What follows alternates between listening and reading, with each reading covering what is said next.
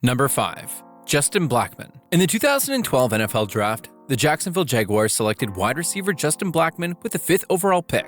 And at the time, it made sense. The guy was an absolute monster in college. At Oklahoma State, Blackman was dominant.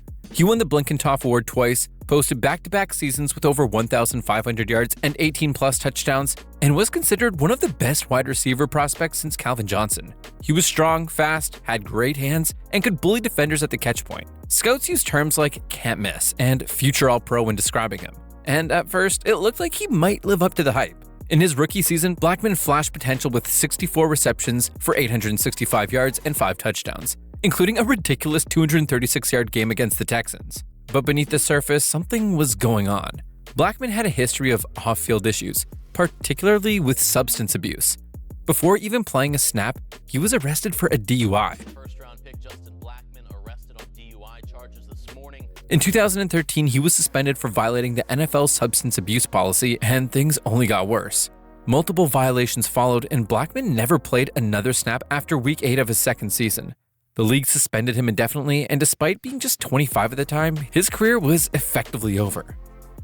Number 4. Marcus Latimore. There are sad stories in football, and then there's Marcus Latimore, a player whose body gave out before he even got the chance to prove himself in the league. Latimore was an absolute legend at South Carolina. As a true freshman in 2010, he ran for over 1,100 yards and 17 touchdowns. He was powerful, shifty, and had incredible vision. Scouts compared him to Frank Gore and even Adrian Peterson. But then came on the injuries.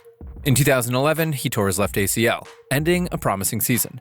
He came back strong in 2012, only to suffer one of the most devastating injuries in college football history: a complete dislocation and multiple torn ligaments in his right knee. Despite this, the 49ers took a chance on him in the 4th round of the 2013 draft, hoping he'd recover and become their future back. But sadly, Latimore never played a single down in the NFL. His body just couldn't handle the punishment anymore.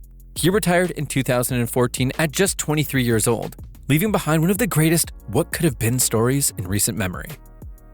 Number 3. Robert Griffin III. Few players have entered the NFL with as much hype and electricity as Robert Griffin III, better known as RG3. In 2012, the Washington Redskins traded a king's ransom to move up and select him with the 2nd overall pick, just behind Andrew Luck. And oh my god, did it look like a good call at first. RG3's rookie season was magical. He threw for over 3,200 yards, ran for nearly 850 more, and accounted for more than 27 total touchdowns and led Washington to the playoffs. He was named NFL Offensive Rookie of the Year and looked like the face of the franchise for the next decade. But then came the injury. Late in the season, RG3 suffered a knee injury that many felt it was mishandled by the coaching staff. He kept playing, despite limping heavily in multiple games. In the playoffs, disaster struck. RG3 tore both his ACL and LCL, requiring major surgery. He came back in 2013, but he was never the same guy. The explosion was gone. The confidence was gone. By 2015, he was benched for Kirk Cousins, a guy RG3 was once mentoring. He bounced around as a backup for the Browns, Ravens, but his days as a dynamic dual-threat quarterback were over. Number 2.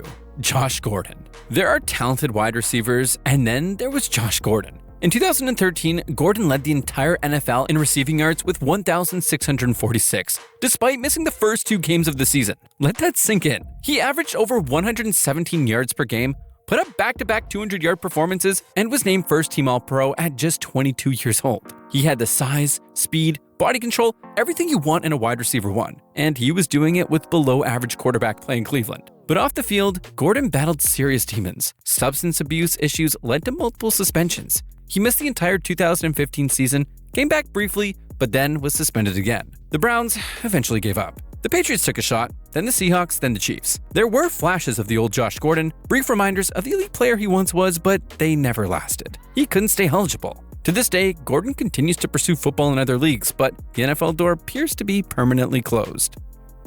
Number 1. Bo Jackson. When it comes to raw talent, few athletes in history, not just the NFL, can touch Bo Jackson. He was the original dual sport phenomenon, a Heisman Trophy winner, an MLB star, and one of the most feared running backs the NFL has ever seen. With the Raiders, Bo flashed almost mythical athleticism, blazing speed, superhuman strength, and highlight reel runs that are still played today. He averaged 5.4 yards per carry over his NFL career, and in just 38 games, rushed for nearly 2,800 yards and 16 touchdowns, all while playing baseball during the offseason. But the numbers don't even tell the story. Bo Jackson was different. He didn't just beat defenders, he absolutely embarrassed them. He ran over Brian Bosworth on Monday Night Football. He turned cornerbacks into track stars trying to chase him down. And in the MLB, he once hit a home run and shattered a bat over his knee. And then, just like that, it was over. In a 1991 playoff game against the Bengals, Bo suffered a hip injury that ended his NFL career at just 28. Some say the sheer force of his own muscles contributed to how serious the injury was. He tried to return to baseball, but even that was short-lived. Talent is only part of the story. In the NFL, your career can be one play away from disaster or one mistake from being over. These 5 players were destined for greatness, but life had other plans, and while their stats may not tell the full story, fans will always wonder, what if? Okay guys, thanks for watching. If you enjoyed this breakdown, I'd appreciate it if you hit the like button, subscribe, and let us know what you think in the comments.